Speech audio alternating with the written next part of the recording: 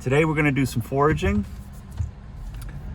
First up on our first stop today is going to be my secret sassafras stash.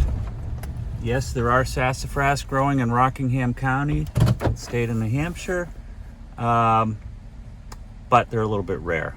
But I happen to know where there are some. And let's go take a look.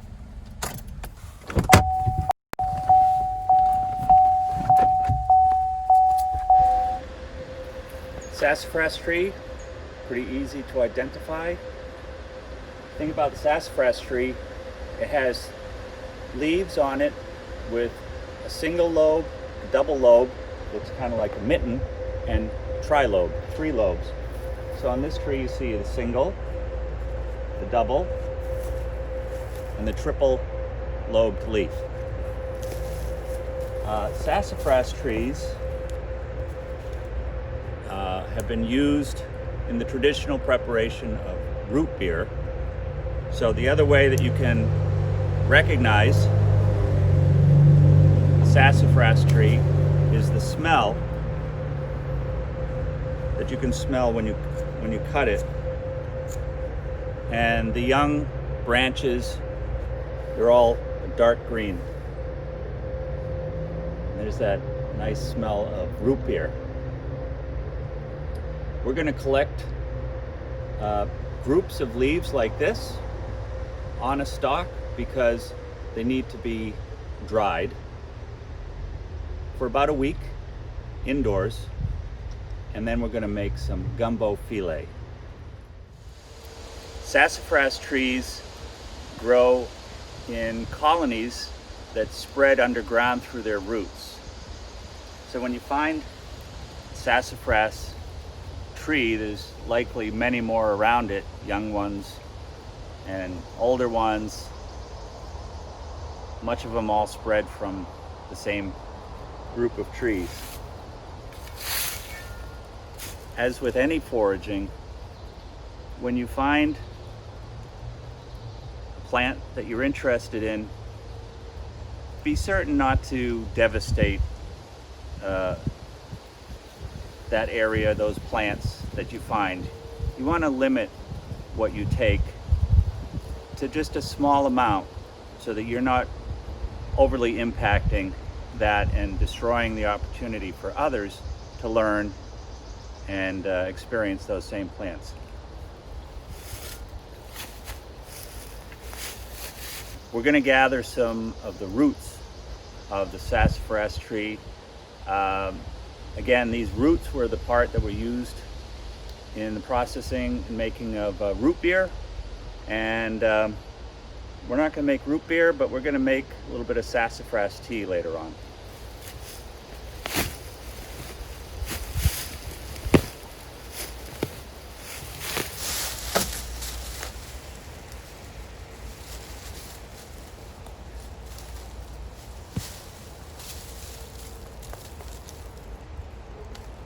This is what you're looking for.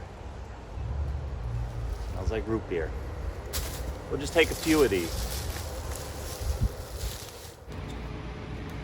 Okay, here with our executive chef, Nate Varney, at the kitchen of the Atlantic Grill.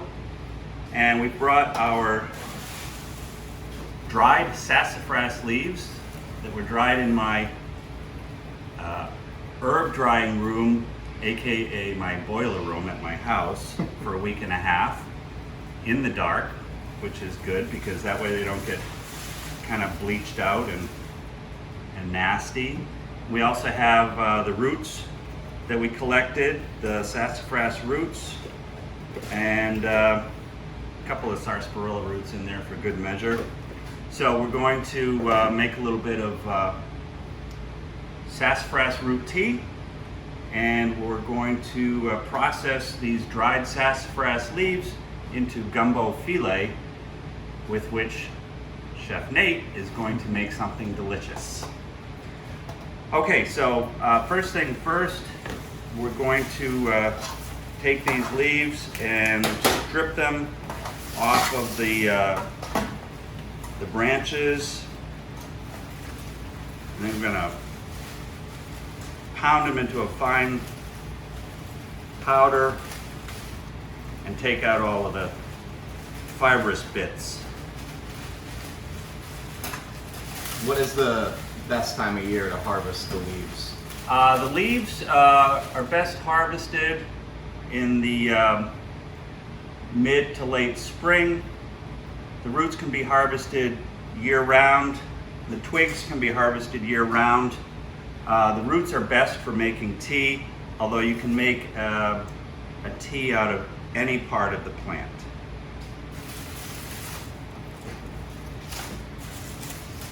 So we'll figure out how this goes, but I'm just thinking we kind of strip the leaves.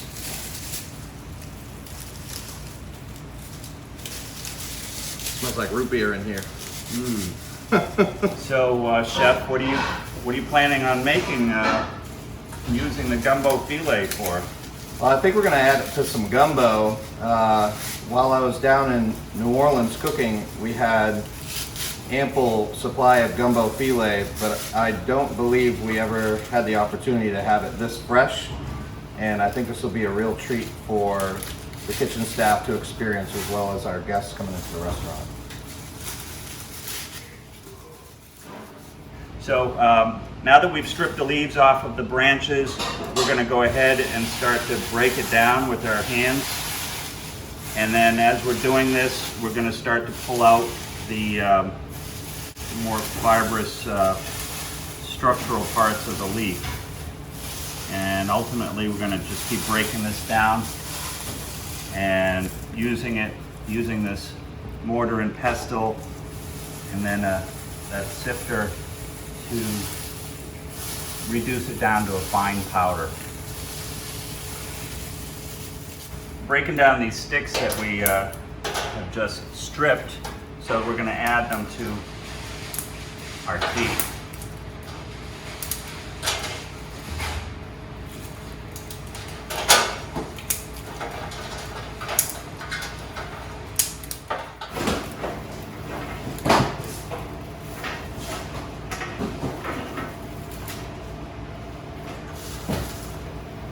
I'm going to add the roots and the sticks to our simmering water.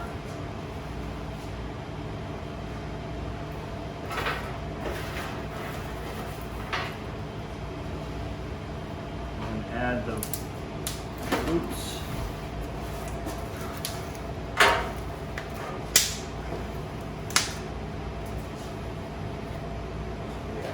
You really smell it now.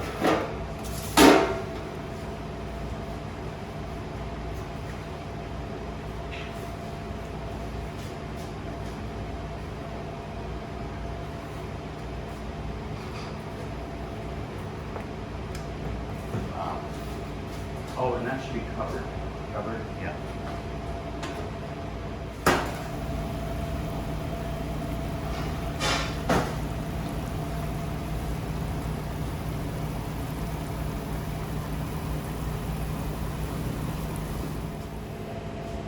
Okay, so we've got this on the simmer. We're going to cover that, let that simmer for 20 minutes while we process the rest of this. So we pulled out all of the, or a lot of the fibrous stuff, and we're going to start putting it through our mortar and pestle in batches, and then I guess we'll go from there. Here, why don't you show us how it's done? Yeah, dude. All right.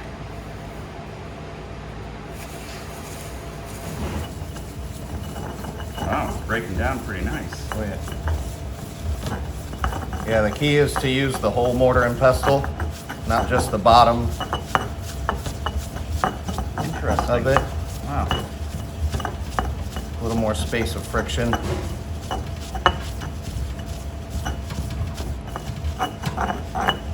And since this one is a pretty heavy duty one, the friction won't generate too much heat and it won't begin to cook the herbs. So that way, once we cook with it, that'll be the first time heat is applied to it. So it'll retain its proper flavor.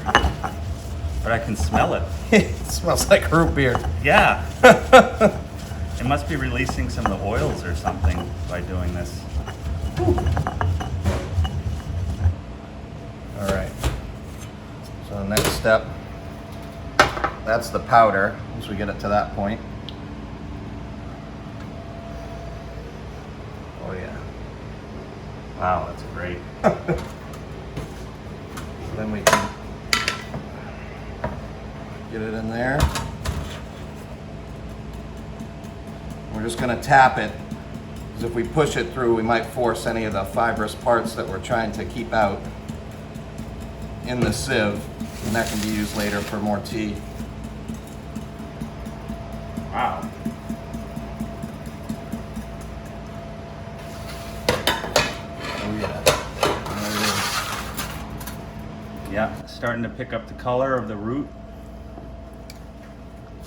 So this would be the first stages of making the original root beer? Yes. Yeah, and then there's other roots that would have been added. The sarsaparilla root, among others. Wow, it really smells like root beer. So the roots and the sticks and leaf remnants have been on a simmer for about a half hour now. Typically simmer for about 20 minutes. If it's longer, it's just going to get stronger. And so we're going to take it off now, and we're going to strain it, and you'll see the beautiful color that it turns into. It is unbelievable.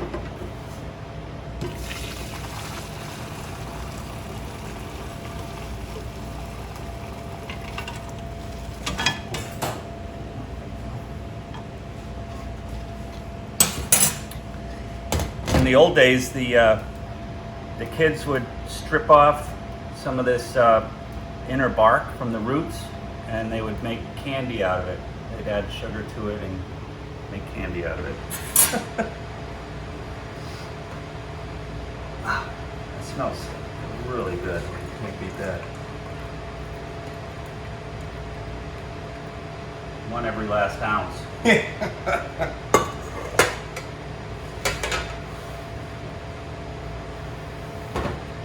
So at this point, you can sweeten to taste. We're going to save this, and we're going to do something special with it for later on. Okay, now we're ready to make the gumbo. And Nate, tell us what you have here and how are you going to do it? Yeah, so we have a few ingredients here. We have Trinity, which is onion, celery, and bell pepper. It's kind of like what the French would call mirepoix in their cuisine. Down in New Orleans, they use Trinity as their main flavor base. We have some andouille sausage, some shrimp, salt, pepper, oil, flour, some beef stock, and we also have gumbo filet that we made earlier, and that is the dried leaves from the sassafras plant that we ground in the mortar and pestle and strained through tammy, which is just a fine strainer. This is actually really good for us right now because traditionally down south this would be used as a thickener and also a flavoring agent for gumbo, mainly when okra is out of season, when that would be used to thicken the gumbo. And right now okra is not yet in season, so this is going to be perfect for us today. Okay, so what's the first step? So the first step is going to be heating the oil a little bit. Now with gumbo, you're making a roux, you're making a really dark roux. We'll call it Mississippi mud down south. You take it much farther than a normal traditional French roux, and this is used with oil. Normally a roux is going to be used with butter or another fat like that. We're going to use oil because it has a much higher smoke point, and if you use butter it's going to end up tasting like peanut butter, and we don't want peanut butter gumbo. So we're going to let this oil heat up a little bit. This is just going to slow the time it takes for the roux to start to brown. Alright, so the oil has begun to heat up. You can feel some heat coming off it. It's not to the point where smoke or anything like that's coming off it, but you just want to get it preheated so this process doesn't take too long, because it can take a while. And now we're going to add the flour. Nice and slow, you can see it kind of frying up. That's what you want. We're just going to stir this very, very vigorously. With the gumbo roux, we're going to kind of leave it a little loose, and that's going to allow it to cook more evenly, because we're going to have to stir this the whole time. And if it's too dry, you're going to end up getting a lot of burnt bits, and we're kind of dancing the line between perfectly caramelized, dark brown, and burnt. We're kind of walking that fine line. Right there is kind of what we're looking for, that overly wet sand look. We're gonna have the heat on medium high, and we're just gonna stir this until it's brown. All right, so the flour's starting to get a little bit darker. We're kind of at a blonde roux right now. We're gonna take this even farther. And this is kind of the point where you wanna, it's good to have a longer handle whisk, kind of like this. You don't wanna be standing right over it, because it's gonna kind of bubble up and pop, as you see. And that can be like napalm when it comes out. It can really kind of burn your hand a little bit, so you just wanna be careful while this is going. And continue to adjust your heat, lower or higher as you go, to keep an even browning. So Chef Nate, this process with the flour is an integral part of making gumbo? Yeah, so in my opinion, it's kind of the most important step in making gumbo, just developing that deep, dark roux flavor. That to me is what signifies great gumbo and good gumbo, is how far you take that roux. This is one of those things that, you know, coming out of a French culinary school, we were taught to never burn flour or really anything. And this was one of those hard learning curves to adjust to by moving down south. But, you know, after being exposed to it for a while and really understanding that depth of flavor that comes from it, you know, you really reap the rewards by taking your time and getting it as dark as you can. Without burning it. Without burning. So, what exactly is a roux? So a roux is flour and fat that's mixed together and cooked for however long time it needs to be to get to the color that you want. And that acts as a thickener in sauces, soups. It's a traditional French technique of thickening soups and sauces. All right, so now the roux is getting pretty dark, and at this point, this is when we're gonna start dancing that line of just before burnt and just at perfect. Every instinct that anyone has that's cooked a roux before this color is telling them to take it off right now. We're gonna let it go just a little bit longer to get to the color that we want. We're very close. All right, so at this point, just when we start seeing some wisps of smoke come off it, and we got that color that we want, where it looks like perfectly tempered chocolate, we're gonna start to add our vegetables. Since we're gonna add our vegetables off the heat, this enabled us to take the roux a little bit farther than you normally could on the stove. So we're gonna add everything. It's gonna fry up a little bit. It's gonna caramelize in there also, which is gonna add a nice depth of flavor. Trinity, and I like to add the andouille in right now also, just get some of that fat to come out. I'm just gonna stir it up. The water coming out of all these vegetables and andouille is also gonna aid in the cooling of this roux, so it's not too hot. All right, so now I got a rubber spatula, kind of thickened up. Some of that water that's coming out of the vegetables is hydrating the flour. Just gonna begin the thickening process. We're just gonna cool this down a little bit. Stir it up, let it kind of become a nice homogeneous mass here. Let those vegetables caramelize. And just once again, you gotta be real careful because this is very, very hot.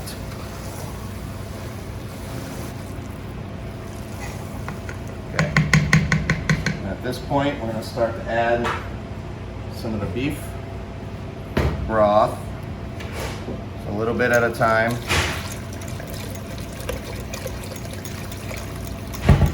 I like to just kind of stir it in one corner just to slowly incorporate it. That helps you get rid of any lumps that are going to happen. When you're dealing with the roux, one of the enemies of that is lumps. And that's how we're going to get that gorgeous brown flavor and color.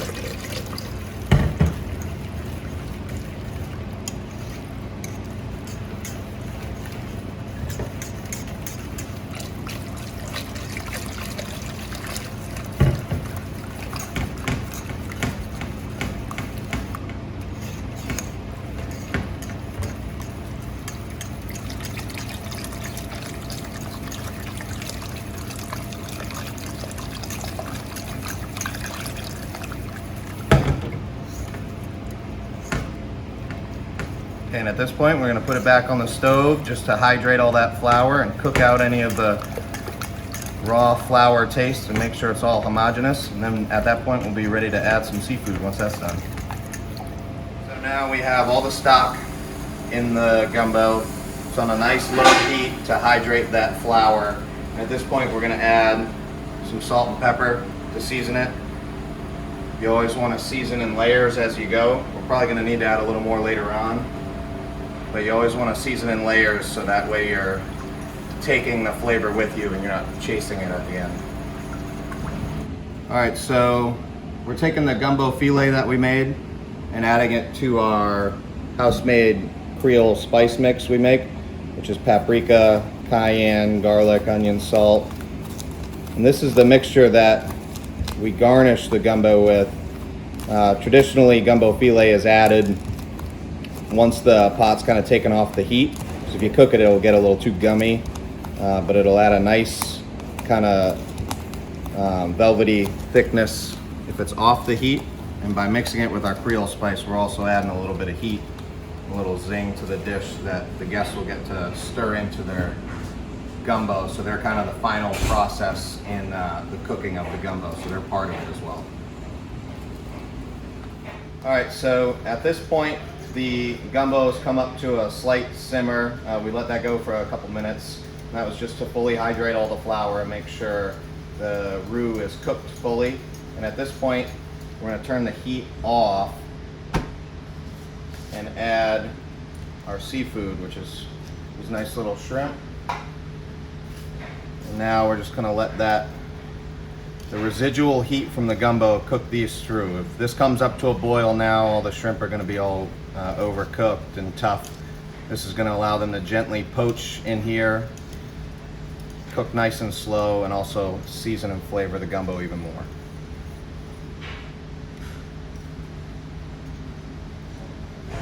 So we're ready to make the gelato. We were going to make the sorbet, but we decided we'd mix it up a little bit, add a little almond milk. Going to make it a bit creamier and stuff, but we have the sassafras root simple syrup that we made, really delicious. That's going to be going into the gelato, the almond milk, but we have a sumac tea here that we made, and it has wintergreen leaves, birch bark twigs, a little bit of shaved ginger root. We make a tea out of that, let it cool down, and then we pour that onto our sumac flowers and let that soak for a couple of hours. We make this wonderful tea. We're going to talk more about that in another one of our videos, but we have that, and the sumac is my favorite lemon substitute. It's an acid that you need for a lot of recipes, you know, where it might call for lemon or lime. But in this case, it adds a nice color. It's packed with vitamin C, and it's really tasty. Okay, so from there, we're going to go to Chef Barney, and he's going to make this delicious gelato. All right, great. So we have our ice cream machine here. The bowl has been in our freezer overnight, which runs very, very cold. We're going to mix it right into this machine here. We have our sassafras syrup. This has a very high sugar content. But by having that, that's also going to enable us to have very smooth gelato. And add this almond milk.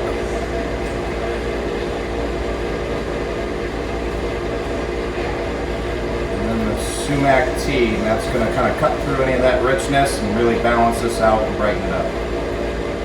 We're going to let that mix until it's all frozen and put it in the freezer to firm up a little more, and then we'll be ready to eat it.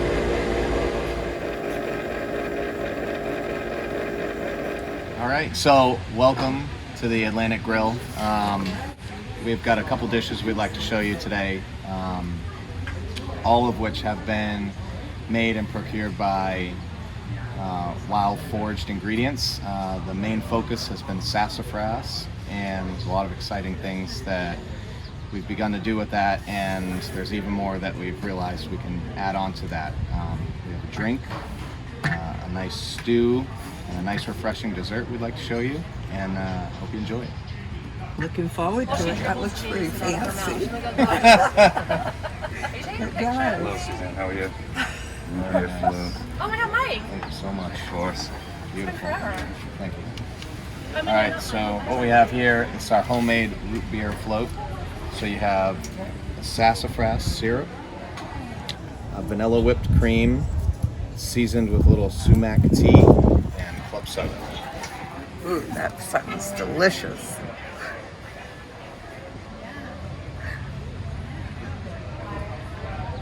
Mmm.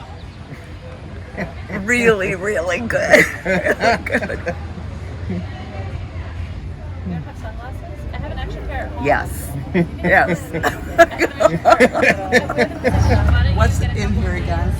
So you have the sassafras syrup, Right? vanilla whipped cream, Yep. and it's seasoned with sumac tea. That adds kind of that light acidity to it, and a little Okay. club soda. And those are the sumac leaves that you dried. The sassafras leaves we dried. We dried. Correct. Those are the ones. Yeah. Okay. Oh yeah. None yet.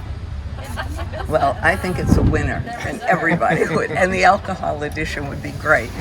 All right, so this is our chef. This is our gumbo. So nice traditional gumbo roux. We have a little chicken and veal stock in there, some jasmine rice, shrimp andouille. But the special part of this really is the gumbo filet on top, which that's the dried green on top of it. Oh, okay. And the idea is that you are the final chef in this dish, where you're the one who's going to stir that into it. And that's going to add a nice seasoning do that to it. now? Yeah, you can go for it. And then it's going to add a little thickness, a little vegetal sense to it, and Boy, it smells awesome. it's made from the dried sassafras leaves. Okay. So I got 6 of them, so I made him do a shot with me when we got out of the car. Thank you. I mean, I always have Is that stir it in enough? trips, and I always have Canadian Club for me. Yeah. Well, Red Bull, Fireball is like. That's awesome.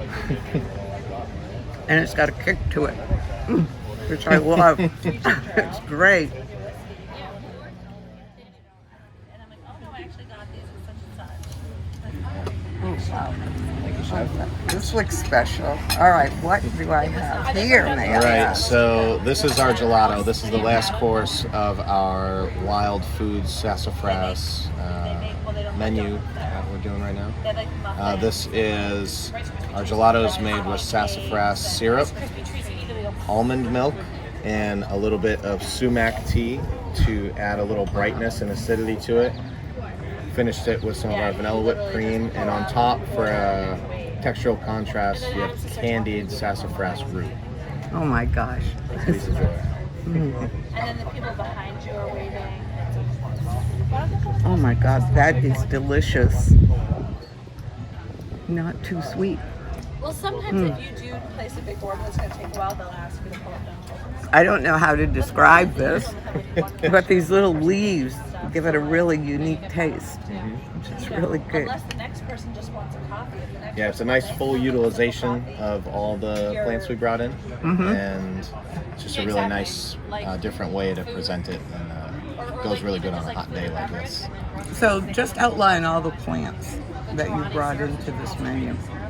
So there's sassafras, the root and the leaves.